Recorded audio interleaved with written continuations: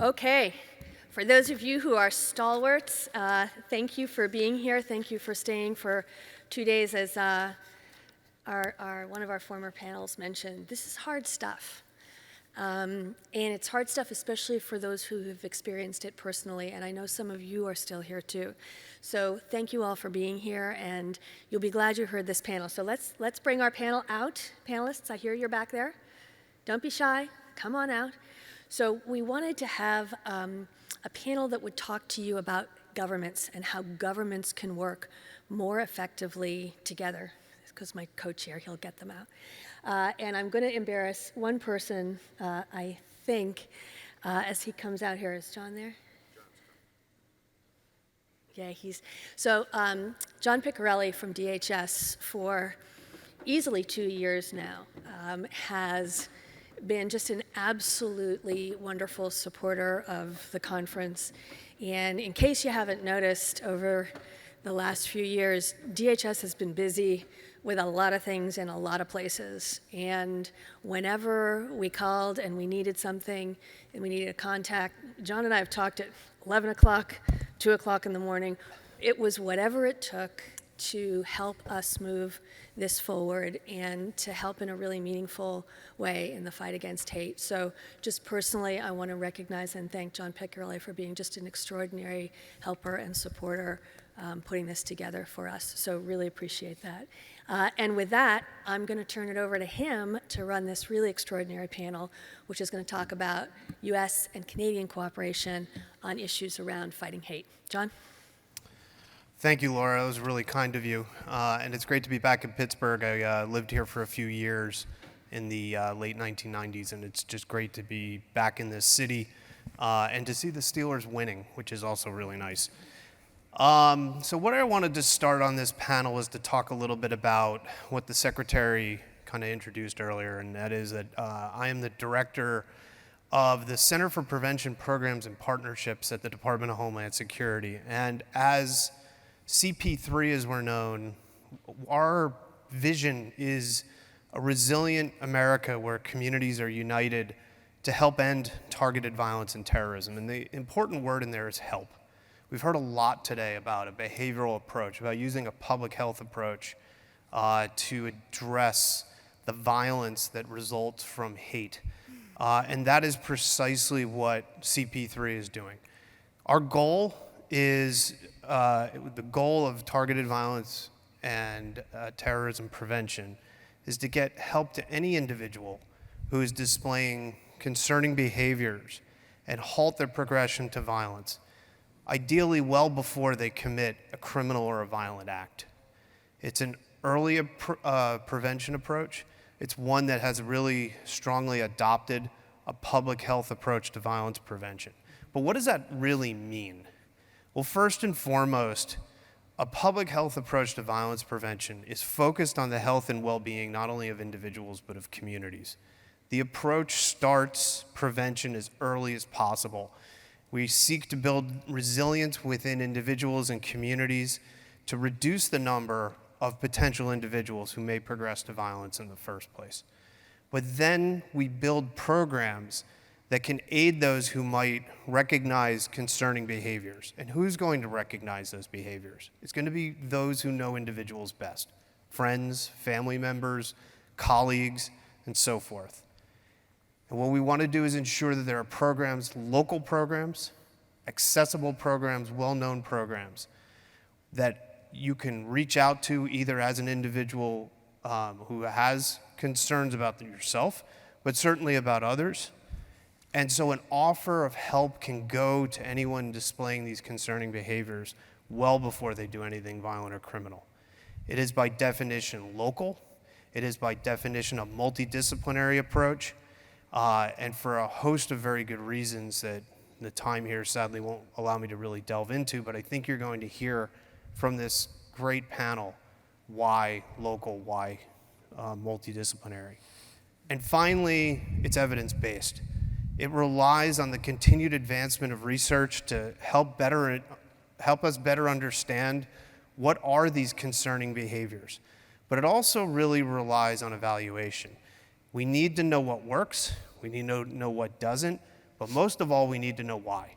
Just because something works in one locality does not mean it's going to work elsewhere. Why? We just need to know why. And that's what independent evaluations are so important in this work, is it tells us why things are working and how we can adjust them as we use them elsewhere. So finally, this approach, using a public health approach, really forces us to put really important matters up front: the well-being of individuals, the well-being of communities. And that includes protecting these individuals. We've heard today about the trying to reduce the stigma of seeking help from mental health practitioners and behavioral practitioners. I take that one step further. You not only need to do that, you need to ensure, on the one hand, that all of your programs are respecting the civil rights and civil liberties of anyone who's involved, of communities. We've heard this morning about First Amendment rights and their intersection with what we're talking about. That's just one part of this. These offers of help are often voluntary, and they need to remain voluntary because they are well before anything criminal or violent has occurred. But then the privacy is also really important. No one should be stigmatized for seeking help. If it gets out that, wait, you are in a program to help potential individuals who might be committing terrorism, this fails. This immediately fails. This cannot happen. So these programs need to put all of this front of mind. So the mission of CP3 is to work with the whole of society and build these local prevention frameworks. We provide technical, financial, and educational assistance to state and local partners to establish and expand these local prevention frameworks. And these prevention frameworks are that programmatic structure that I've been describing. Through CP3, we offer grants to build programs and to fund innovative projects. We have personnel across the United States based around the country working in localities with those who would do prevention, providing education and technical assistance. We convene large groups of stakeholders, one of which we will be holding next week, known as our digital forums on prevention, that bring everybody together to talk about these topics and connect a variety of different stakeholders. We provide awareness briefings and tabletop exercises on demand. And we will soon be publishing a series of minimal standards and operational guidelines, what we call our baseline capabilities, that really detail out what constitutes a local prevention framework to make it more accessible. Above all else, what CP3 tries to do is lower the barriers to entry for prevention. Prevention can seem daunting. It can seem very bespoke. It's fraught with all kinds of considerations about privacy and so forth. What our job is to show up and say, what can we do to help you do this? Because at the end of the day, we are not going to prevent this. We are going to help our local partners prevent this. And so what I want to do now is to walk through some of our speakers today. The way we've set up this panel is to hear from some of my colleagues here in the United States who will talk about how this actually works at the local level. Then I'm going to turn it over to my colleague, Brette Kubicek, who is my partner in Canada. And he will describe the Canadian approach to what I've been talking about and introduce some of his colleagues, affectionately known as north of the border, and talk about how this operates at the local level in Canada. And then Rick Legault from our Directorate of Science and Technology, who I work with very closely, will kind of summarize some things and talk a little bit more about research and evaluation. So I'm going to turn first to Brette Steele. Brette has been working with me on this for, decade or longer. She and I first met at the Justice Department and is now at the McCain Institute, which has been doing a lot of very innovative work that I think will help kind of drive what we're talking about with local prevention forward.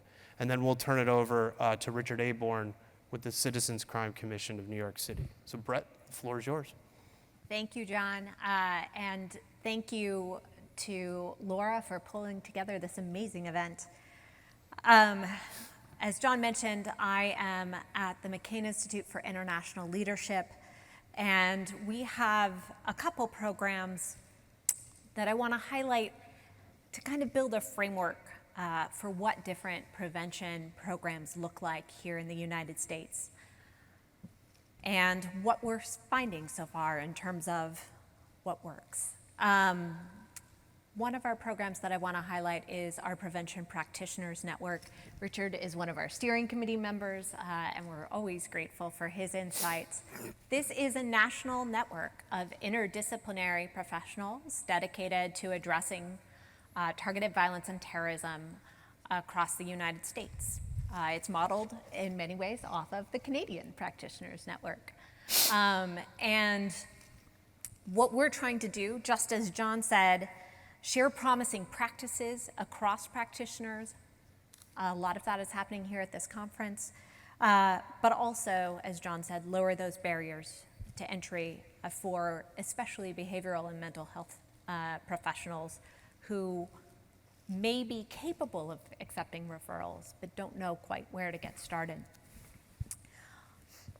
When we talk about a public health approach to prevention, we talk about what's available to the general public, that primary prevention. What do we make available to individuals who may be at greater risk, have risk factors, and kind of do a wraparound service approach with protective factors for those individuals. And then we talk about individuals who may already be showing signs of mobilization to violence, and what services can we provide to them to help them disengage from violent conduct. At the primary level, one of our programs that we are delighted to have funded by the Center for Prevention Programs and Partnerships is Invent to Prevent. This is a competition among high school and university teams where they are developing incredibly innovative campaigns, products, and tools to prevent targeted violence and terrorism. And we work with them to really focus on primary prevention, focus on protective factors. What can we do to help individuals reduce that risk of violence? Second bucket, those programs for individuals who may be at greater risk. What do we do there? There are different types of programs. So we see university-led programs that may be based out of Children's Hospital in Boston or out of a university trauma-informed care center. And so you've got university-led approaches. They're convening a multidisciplinary team, again, similar to a Canadian model. You've got referral lines, whether it's 211, whether it's crisis text line, using existing infrastructure of a call line or a text line to then refer individuals out to appropriate care, long-term care. And some of those lines even incorporate a case management element to ensure that no one falls through the cracks. You've got threat management and threat assessment teams. They may be based out of schools. They may be based out of law enforcement. The PATH program in Los Angeles is an example. It's a partnership between Los Angeles Police Department and County Mental Health Services to, again, make those referrals, get individuals the services they need. And finally, you've got community-based programs. Miriam was up here earlier from Parents for Peace.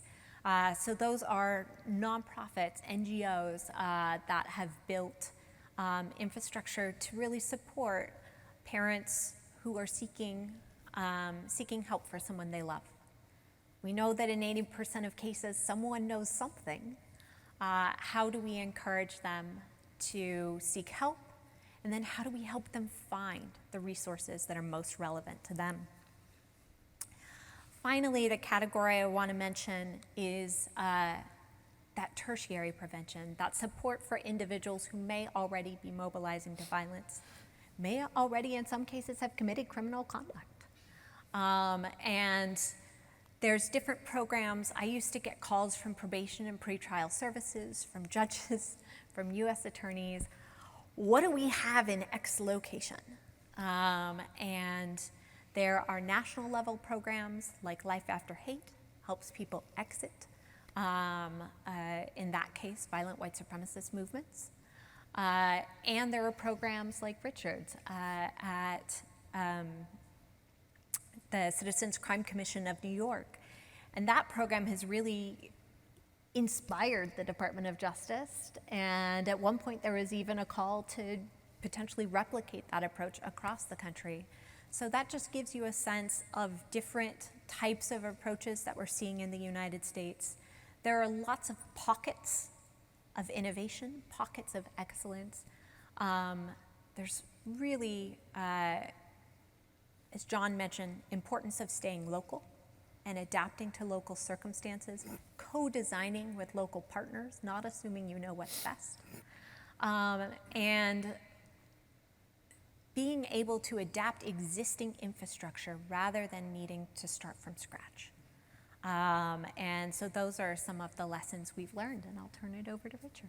Thank you, Brett. And John, thank you for asking us. And I must say, thank you to Pittsburgh for a city to take this kind of barbaric, unspeakable tragedy and turn it into something so constructive, so forward-thinking, and to do it with determination, I must say, is really impressive.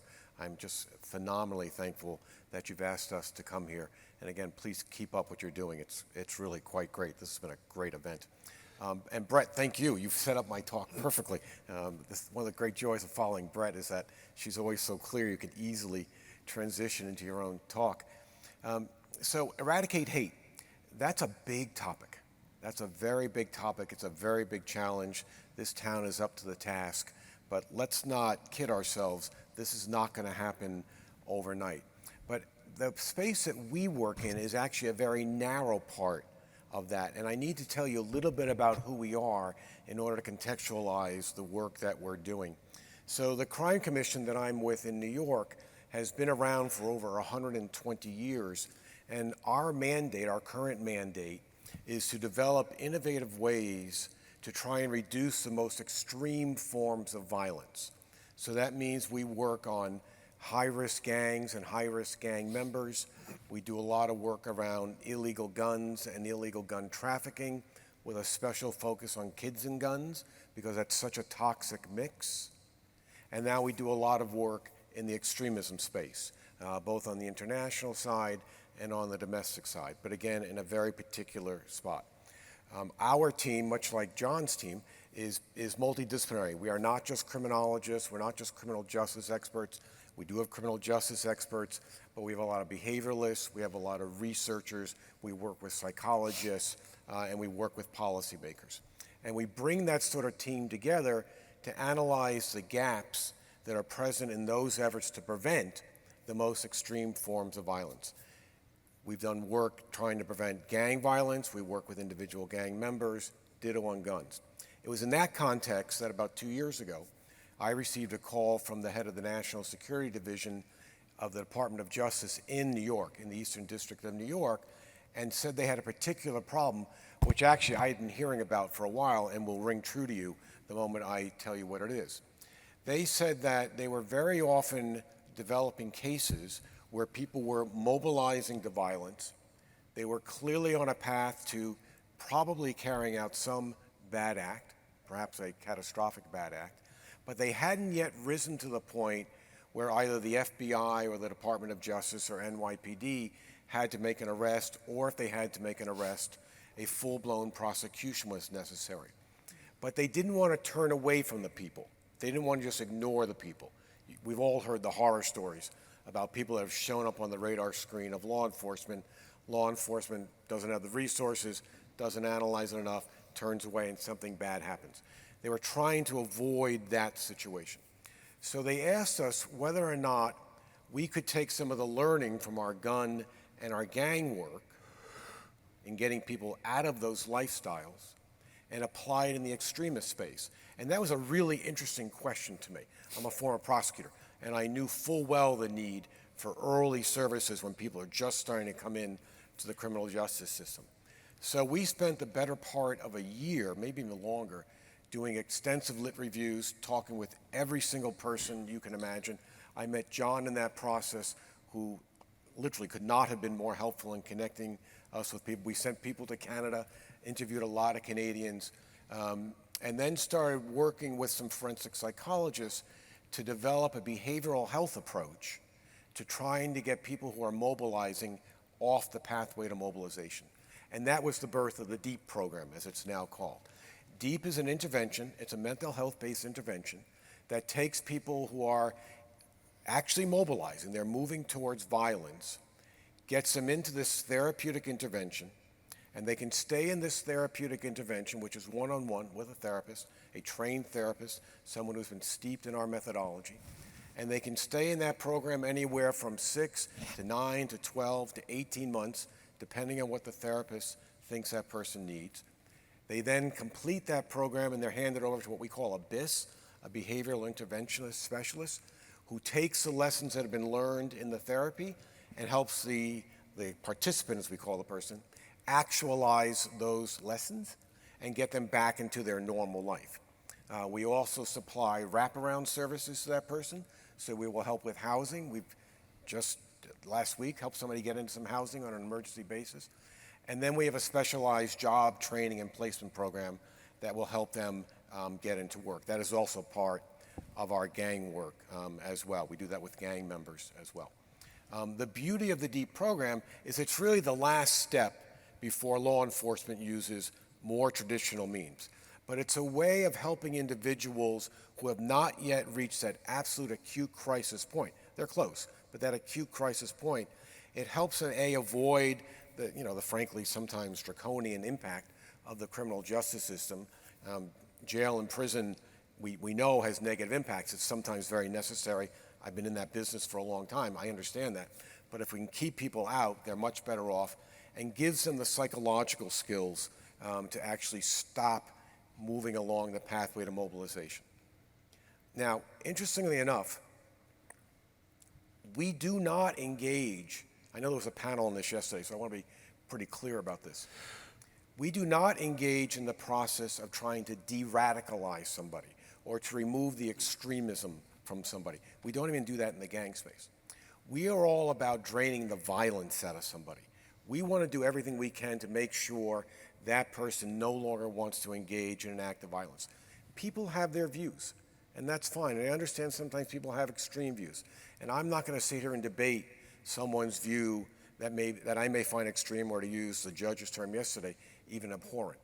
But I do know from lots of study and from lots of research we've done, we can address those emotional drivers that push somebody towards acting on those extreme views. And that's what we do. We work on those emotional drivers, we benchmark them, we then we then address them, and I can talk you through what they are. And when we're satisfied that those emotional drivers have been addressed, we then start pulling the person out of DEEP. The program can operate at the pre-arrest stage, at the post-arrest stage. It can operate pre-indictment. For you lawyers, you'll follow this pathway. It can operate pre-indictment, post-indictment, pre-conviction, even post-conviction. And we're now starting to take people who have done relatively short amount of time in a federal prison, up to 2 years. It is not a program designed to take people who have done 10 to 20-year sentences, although I think we'll probably be getting into that phase. So that's the DEEP program. Things are going well.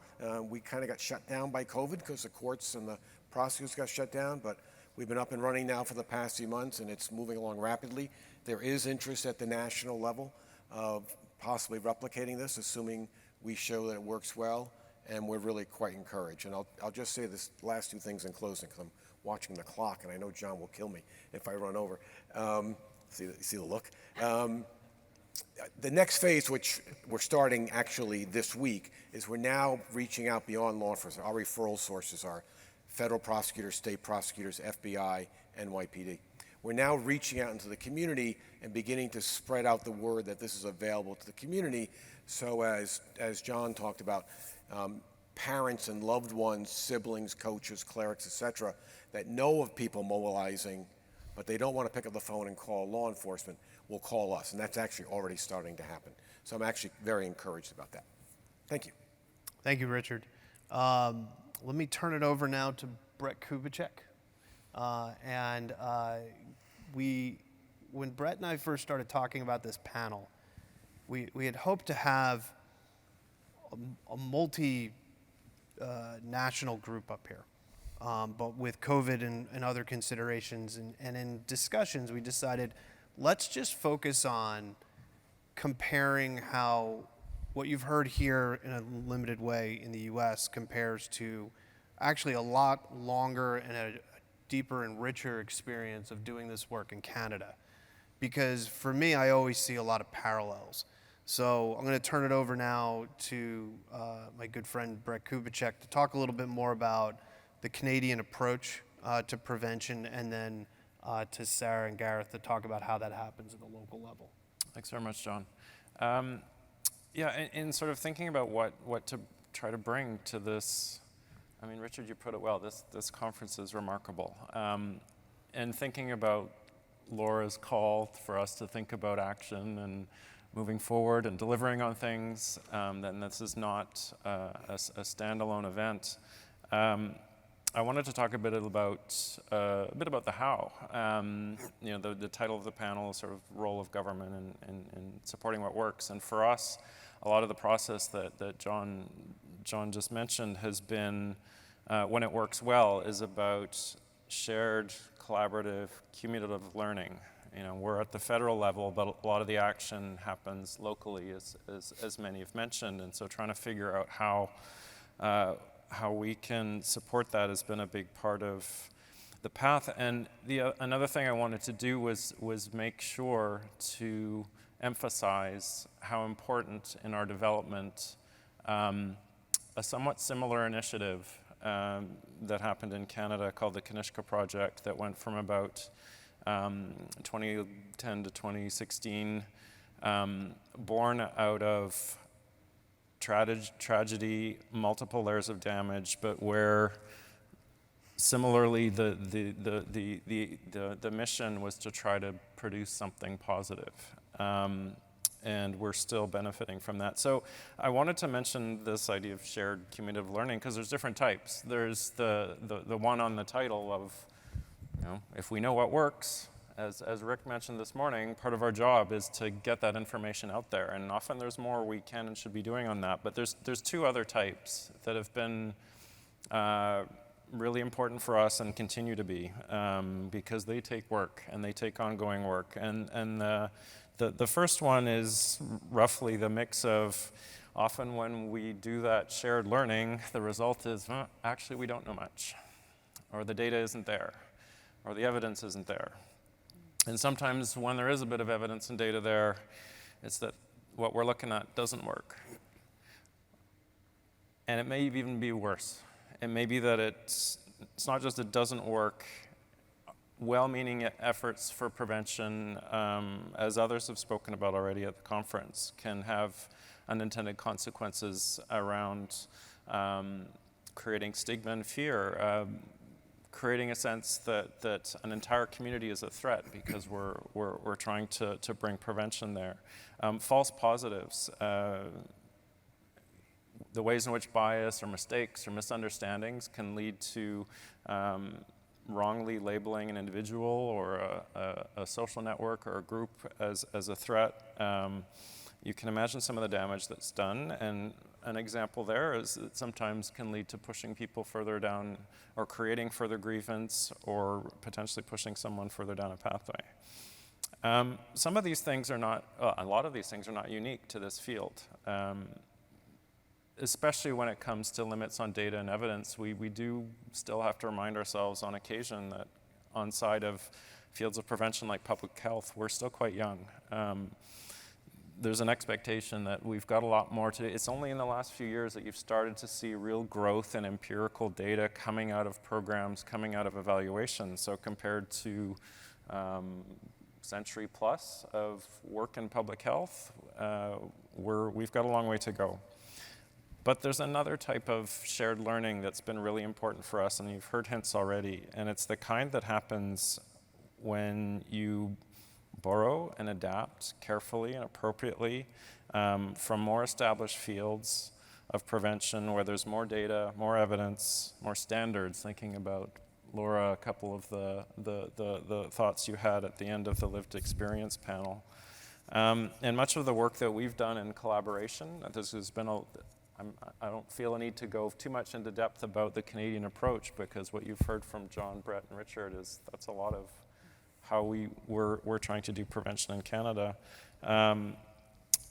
It's about finding those local programs or nearby programs or strengths that can be examined, worked through, and see how we can sort of stand on other shoulders to expand prevention. Now, I mentioned an initiative in Canada that's been fundamental for us called the Kanishka Project. That, in this context, that word is the name of the airplane that was destroyed in the bombing of Air India Flight 182 in June of 1985, killing 325 people, vast majority of them Canadian.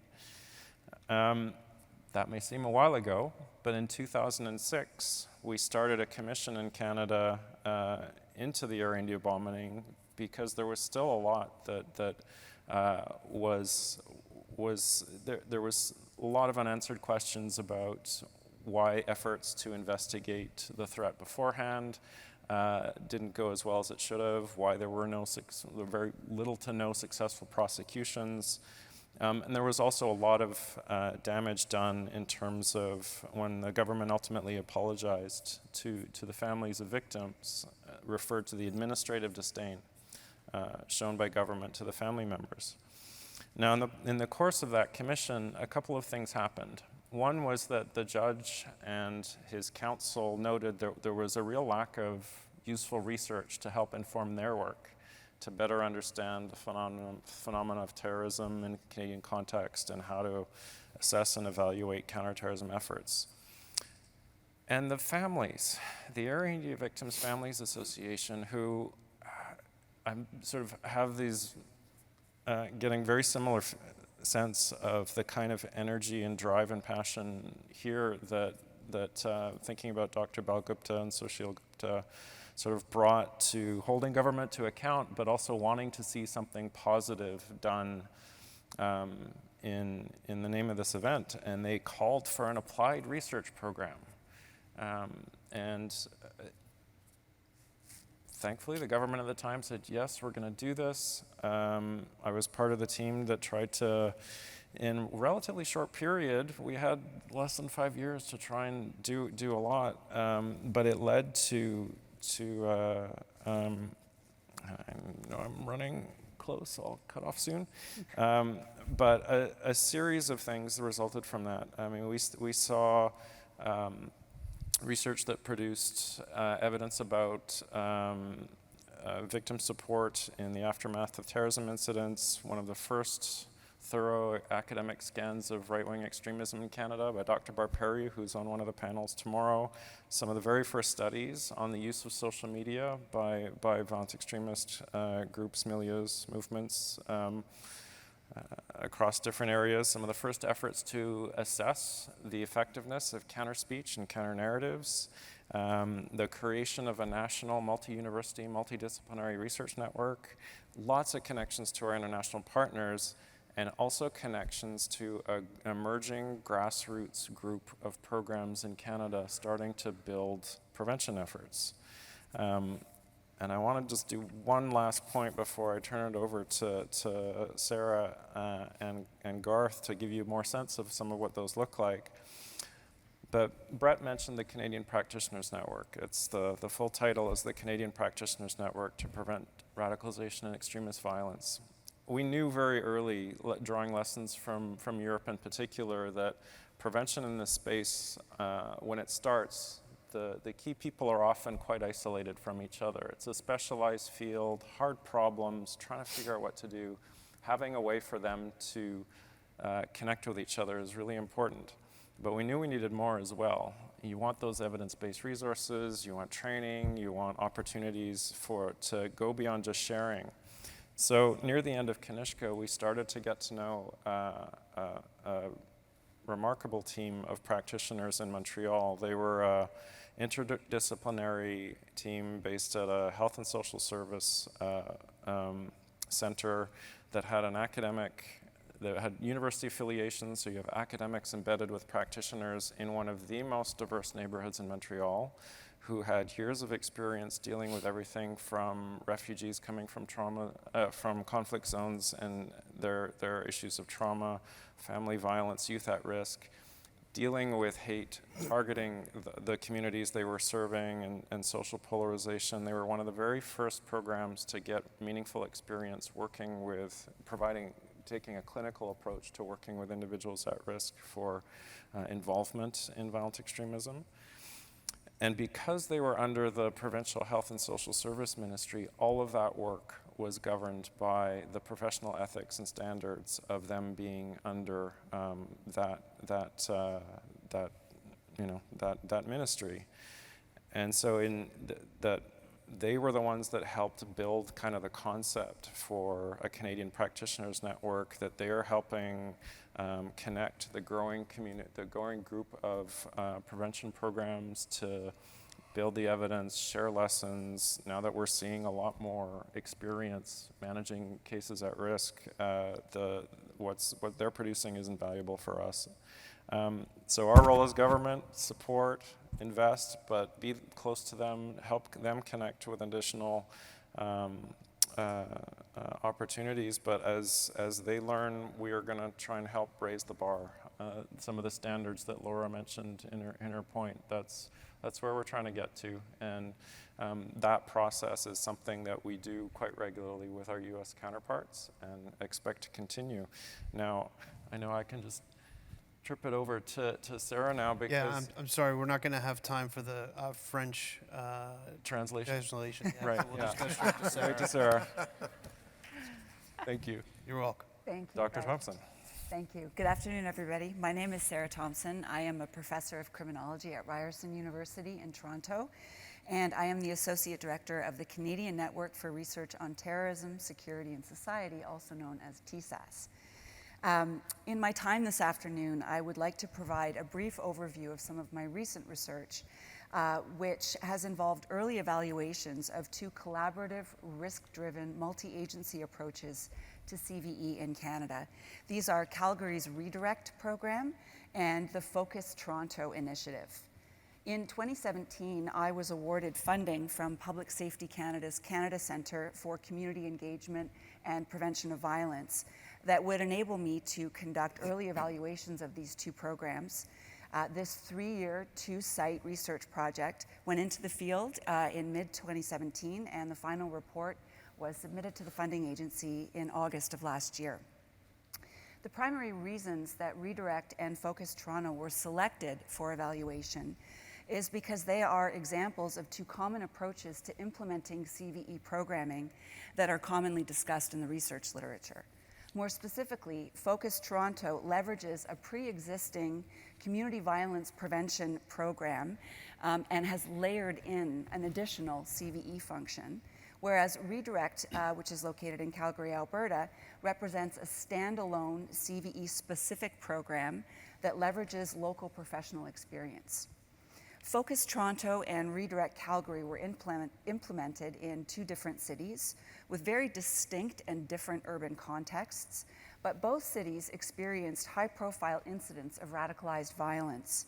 A 2018 incel-inspired vehicle ramming attack that killed 10 people and injured 16 others in Toronto, and two clusters of young men who were radicalized in Calgary and left Canada in, I believe, 2012 and 2013 to take up arms with Daesh overseas. Now, while Focus Toronto and Redirect Calgary are distinct programs implemented in different local community contexts, they both utilize the situation table model as their base program framework. The Canadian situation table model is characterized by multi-agency response teams made up of representatives from local police services, from a diverse array of human and social service agencies, and representatives from education, housing, public health, and other locally relevant community partners.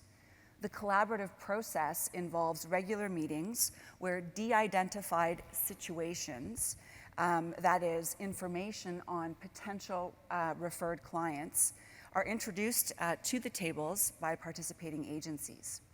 If referred clients meet the requisite inclusion criterion of acutely elevated risk, or AER, meaning that it is determined that an immediate multi-agency response is required in order to mitigate a potential community safety threat, table representatives with the requisite scope and experience to attend to a particular client's needs work together to develop an intervention, the initial elements of which are deployed within 48 hours of that AER designation.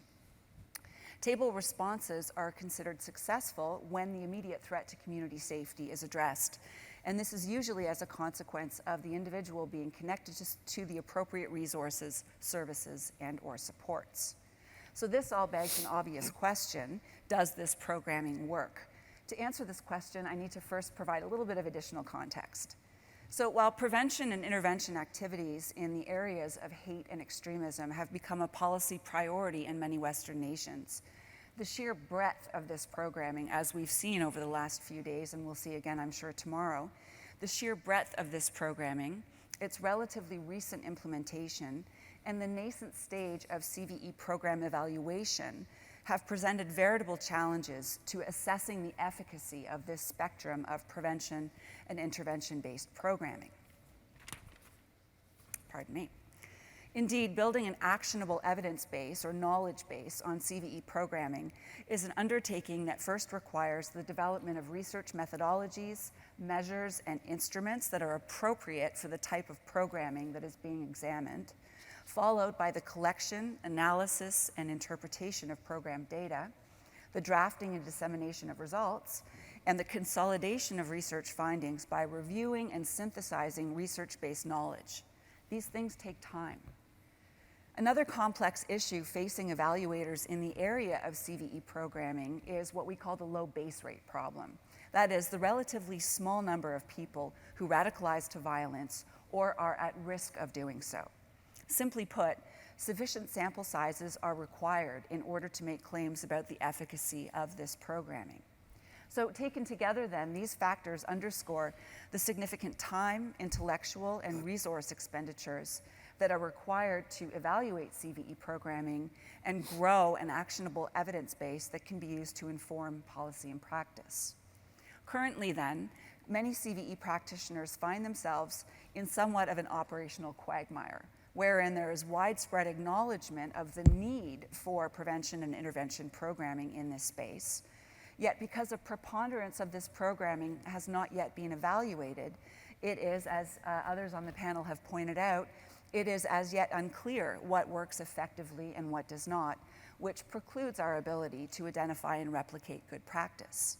Indeed, robust evaluation is critical in the context of violence prevention and intervention programming, given the interdisciplinary literature that highlights the potential for what we call iatrogenic effects, or unintended consequences that Brette referred to a moment ago in this programming that can cause rather than repair harm. But also, and more generally, in order to better understand what works or doesn't, for who and why or why not. So what's a researcher tasked with evaluating CVE programming to do in a broader context where we don't know more than we do know about CVE evaluation? Well, in my case, and with the kind assistance of Public Safety Canada, she invites subject matter experts who are already doing this work to come together and talk about their respective approaches to program evaluation, with a particular focus on identifying, from methodological and practical standpoints, barriers and facilitators associated with the evaluative process. And so in March of 2017, a number of subject matter experts were invited to a workshop in Ottawa, Ontario, with a singular and explicit focus on CVE program evaluation.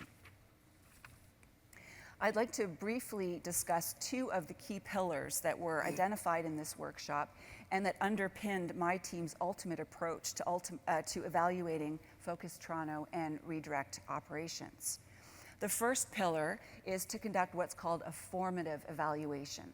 it is considered good practice for a new program to undergo a formative evaluation at an early stage of program operation. The purpose of a formative evaluation is essentially to provide feedback to program stakeholders about program functioning and some short-term outcomes known as proximal outcomes to ensure that the program is operating as intended, as it was designed, and that the intended outcomes align with program activities in such a way as to reasonably expect change on the intended metrics. So formative evaluations are particularly salient in the context of CVE programming due to the aforementioned nascent stage of the broader field. The second pillar of the evaluation framework we developed was to explicitly integrate considerations regarding the quality of multi-agency partnerships. Simply put, it should not be assumed that a multi-agency approach to community safety will necessarily be characterized by robust collaborative relationships and capacity. Instead, and as we learned over the course of the two evaluations, there is generally an enormous amount of engagement and relationship building associated with standing up a collaborative and multi-agency effort, and an equally enormous amount of work associated with nurturing and maintaining these collaborative efforts over time, particularly when said collaborations involve criminal justice actors and frontline workers from community-based agencies who may not necessarily regard the police and other agents of the criminal justice system in an altogether positive light. So time considerations today preclude my ability to get into the weeds about the evaluation this afternoon, but I'd be really pleased to speak with anyone who might be interested in learning more about our methods and our findings. We also have several papers that are currently under review and that highlight the methodological approach and results that stem from these two evaluations. Those will hopefully be coming down the pipe in the not so distant future. So I'd like to close my comments today by underscoring the importance of evaluation when it comes to CVE programming. Applying a formative evaluation approach that emphasizes the core features of the specific programming under examination can assist in yielding robust program models that are nimble and adaptive. Of course, the benefits of a formative evaluation will be apparent over the longer term. Research demonstrates, however, that a rigorous formative evaluation followed by a process evaluation that takes a close look at the nuts and bolts of a program are central to program design, refinement, maintenance, and sustainability. Ultimately, program efficacy can be assessed using an impact or an outcome evaluation. Though, as previously discussed, the low base rate associated with CVE programming means that such evaluations generally cannot be undertaken until the program has been in operation for some time. In the interim, program stakeholders would be wise to conduct early evaluations of CVE programming that will assist not only in bolstering the model under examination, but that will also position it for success at the impact or the outcome evaluation stage and over the longer term. Thank you. Good afternoon, everybody. It's an honor for me to be here this week with all of you. Whether we're sitting out there having coffee, talking informally, or in here with all the presentations and learning about all the different expertise and experience that everyone's bringing to the table this week. I, for one, I know when I go back to Calgary, we'll have some new ideas to continue to tackle hate and extremism. I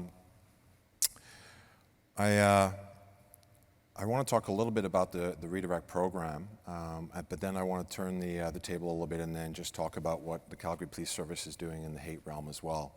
And so, as already alluded to by both Brette, who funds our program, and then here with Sara, who evaluated our program about 1.5 years ago. Redirect is essentially a de-radicalization program that looks to counter violent extremism. And when a police officer says extremism, some people might think, oh, you know, like, what does that mean to you exactly? Well, I'd like to put it out there. To have extreme ideas or to be an extremist, there is nothing wrong with that. It's when you decide to couple that with violent action that, of course, society has to respond. And if you look at our history, there are numerous examples over time, specific times in our history where extreme ideas were actually an important part of developing a more just society. So I just want to put that out there as a member of law enforcement. Our mandate is a community-based focus on early intervention and prevention, and we look to try and build resiliency in young adults so that they can counter violent extremism. If I say violent extremism or radicalization, you both know they're sort of one and the same. But that's the sort of work we're doing, and we do that by trying to first identify and then support a variety of risk factors. And Chris, the former right-wing member from the U.S. Army, brought up a couple of those, which certainly connected with me. When we talk about risk factors such as trauma, mental health, what else is there? There's a number of other ones out there. Grievance, us versus them thinking, for example. That's what we're looking to try and support through our team. And our team is made up equally in a partnership between City of Calgary social workers, our provincial Alberta Health Services who provide mental health access, and the police who ensure the safety of both the client, the team, and the public at large. We have three primary objectives. The first one is about educating our communities on extremism, and not just our communities. We also work with organizations. We've done that through town halls, the media, the dreaded Zoom call meetings, if we've all been on those. And our second objective is to work with those that are considered vulnerable to that path of radicalization, and we do that through our professional partnerships, and I'll go into a little bit more on that in just a minute.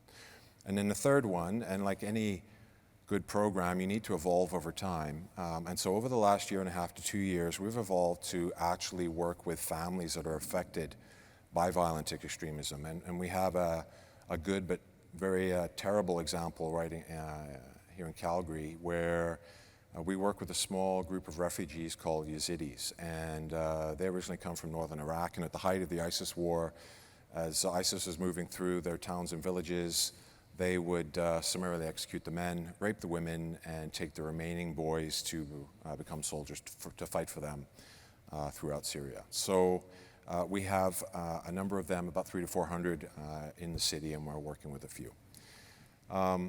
Before I move on to hate, I do just want to talk a little bit about our referral system. People talk about it coming from friends and family. In our experience, it's actually coming from other people within their sphere. So I'll give you the example. You have a potential client and they're surrounded by relationships. It might be a teacher, a guidance counselor, a school resource officer, a friend, a coworker, a faith leader, a sports coach, and many more. But one of them either hears rhetoric or sees actions or inaction that cause them to become so concerned that they reach out to our program with a referral. Now, if we take on that referral, and typically over the last 4 or 5 years, if I went back, we're talking about 1 in 3 come into the program. We do try and deter others off to other professional partners. But if that individual comes into the client, into the program, then they can expect to work with one or more professionals from across more than 30 partners that we have. And Sara sort of alluded to what we call the case planning team. So when the Redirect program first stood up, we needed that core group of professionals in a variety of areas, mental health, housing, counseling, et cetera, to help us get up and form that network. And over the past 5 years, our network is a lot larger, and I think last count we were at about 33 different partners that we work with across the city. So that client might be typically between the ages of 14 to 30, 90% are male, and they'll typically be with us from 12 to 18 months. Change in tack, and now talking as more of a policing agency, hate has been on the rise, and the same in Canada. We've been dealing with that in our communities for the last 18 to 24 months. I'm watching it shoot up. And so in response to that, and out of part of the evaluation that Sara did with us, the service decided to take our one hate crime position and align it with the Redirect program under the banner of the Hate and Extremism team. And that's a little bit unusual, but we did that because we really want to gear towards working with our communities. And so we're separate. One side is about partners and supporting community. The other side is investigative, but there's good communication. And so the message that we were sending externally to our diverse communities and others was that the service, along with our partners, will educate our communities on both hate and extremism, work to intervene and prevent, support our victims, and where appropriate, investigate and lay charges in hate crime files, regardless of its motivation. Now, we've been able to, fortunately, expand our investigative portion as well as add an analyst and a civilian education coordinator. This has allowed us to work in concert with frontline patrol officers as well as other investigative teams on hate crime files. But it's also allowed us to work with that wraparound approach to victims, and not just the victims, but actually working with and connecting with other people that live in that community that might be affected by a specific incident. What else is there? Well, the investigation is obviously a policing service is paramount for us, but we haven't forgotten about that community piece. We realize that's a critical component, and so out of that, we have a number of projects on the go. We're working on a hate crime information package that we're doing in a number of different languages because our city has become so diverse and international. We're up to about 1.3 million people now, and so we have to respond and react to that to ensure that everybody gets the opportunity to understand what a hate crime is. We're also working with, I've just finished putting this presentation together for the school year, where we have this presentation that is geared towards 13 to 15-year-olds in junior high school. So it's geared towards teens. It's a passive conversation that we're having with them about hate and the impact that that has on its victims. And for all of us that were in the room yesterday, I know we're all impacted by Tanya and her conversation and her story. And if I can get 1/10 of that into these classrooms where we can start a discussion, then I know we're on the right path. What else? We're also working with university staff and students on a hate online project, and very quickly, I'll finish off here. We are ourselves online, in the online space, looking at these echo chambers and these extremist right-wing sites. And what I want to do is I want to take the redirect program and I want to plunk that right in the middle of those dashboards and those extremist sites to annoy those users. I realize 99 out of 100 are just going to click and delete it. I'll get the odd nasty email, and that's okay.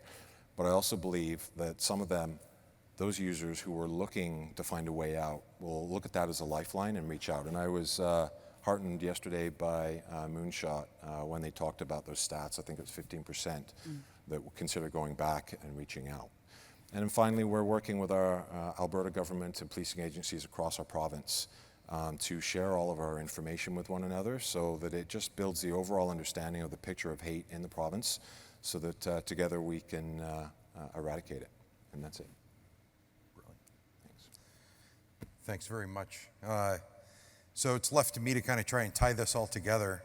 And if you'll notice, I bridged the gap. I'm the American, but I'm wearing socks like the Canadians. We didn't plan that. It just happened. It just happened.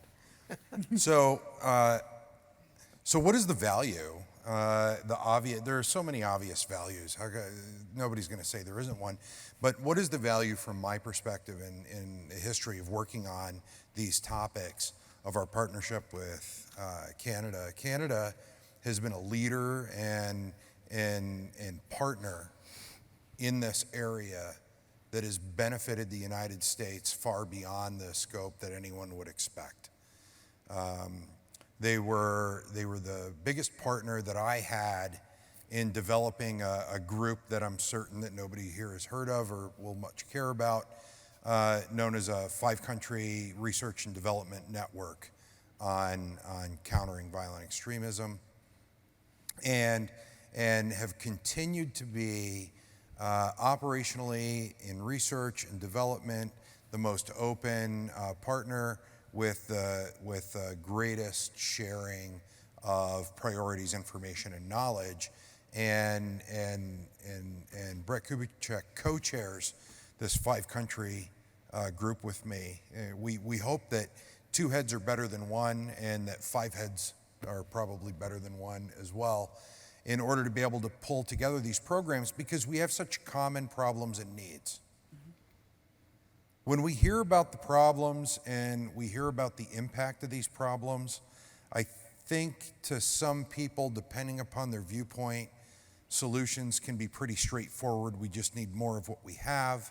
From our viewpoint, in the complexity of addressing these things, the commonality of working with a country that demographically, philosophically, and politically is sufficiently similar to the United States with sufficient interests, with such values for human rights, civil rights, and the rule of law as Canada, that also has the same geographic proximity that they have to us, can't be overstated. So what has been born of this relationship? I made a big pitch for evaluation this morning and this afternoon, and we got to hear about the value of that today. Too many times things can go awry and make a problem worse, and that evaluation effort is very important. Another thing that we do jointly with Canada that is of value, I think, to anyone who wants to do one of these programs, are we also fund what we call systematic reviews of evidence. These reviews collect all available scientific evidence on a topic, evaluate the quality of that evidence, and in a very transparent way, present back to the reader and scientists what we think the level of actual evidence is and how good that evidence is for a particular topic. Systematic reviews are done in medicine, they're done in education, in social work and social welfare programs, in crime, law, and justice programs, and because of our joint work with Canada, we now also have a number of systematic reviews of evidence in countering extremism and violence, right? So some examples, these are scintillating. I actually have to read these. I can't memorize these titles. This is, look for it on the New York Times bestseller list. Multi-agency programs with police partners to reduce radicalization. Wouldn't you like to have all of the current available scientific evidence for that topic in your hand? You can, it's free. Go to your search engine of choice and look for the Campbell collaboration, and you can find it in their library. Police programs to increase community connectedness to reduce violent extremism. All available scientific evidence currently in one place. Risk and protective factors for cognitive and behavioral radicalization. What are the underlying indications from a behavioral standpoint that really do matter in these cases based on the best available current scientific evidence? All those things are available and out there. None of those things would have happened if not for our partnership with Canada. And we wouldn't have the additional work of Australia, the UK, and New Zealand to help move those projects forward without the leadership of and partnership of the Canadian government. Some forthcoming topics that you'll be seeing in the coming years that may be of interest to a group like this include systematic reviews to understand online hate speech, media, and radicalization. What are the impacts, and how can we include these in prevention models? How do we do risk assessment and case management? What's the evidence for the best effective way to do risk assessment and case management? What are family-related risk factors and interventions? What are the roles of mental disorders in extreme violence and violent behavior, right? It's a partnership that allows us also, because of our similarities, to learn everything we can from each other on a real-time basis about the evaluative efforts and the actual programs on the ground that are happening, and share that across borders. I can't, if you don't have Canadian partners already, I can't encourage it enough. It's fantastic. We have joint priorities. So one of our early joint priorities was evaluation. Because we have those priorities, that's what we're able to work on together. Some current priorities include understanding digital engagement. What's happening online? Future priorities include things like can we understand what's effective in threat assessment, maybe more importantly, needs assessment for people that are vulnerable or at risk? And what is the role of disinformation and misinformation in inculcating violence? So I think, there's a lot of information out there. There's more information forthcoming. I think there are a number of programs out there. I think the programs can continue to grow, improve, and be better. I think that'll happen with more evidence and more research, but I don't think that any of these things would have moved as quickly as they have, and the programs would exist that you heard about today if not for the valuable partnerships and intergovernmental cooperation that we have with Canada today, born from a almost 10-year close partnership that we've been working together on these things. So I hope that was helpful. I hope it's some food for thought. Please come and talk to folks about what they're actually doing and let us know if there's any information we can provide, and thank you very much. Thank you, Rick, and thank you, everyone. It's been a great panel. Prevention is hard. Prevention is incredibly hard. You've heard how much time and care and feeding it takes to get prevention to work. Trust takes time to build. It's very quick to lose. I am very proud to lead an incredibly dedicated team of experts that are working here in the U.S. and equally proud to work with talented colleagues like my colleagues here from Canada who are equally passionate about this. And I just want to say that there are nodes of this around the globe that are doing this work. I know Michael Duffin spoke about this a bit this morning.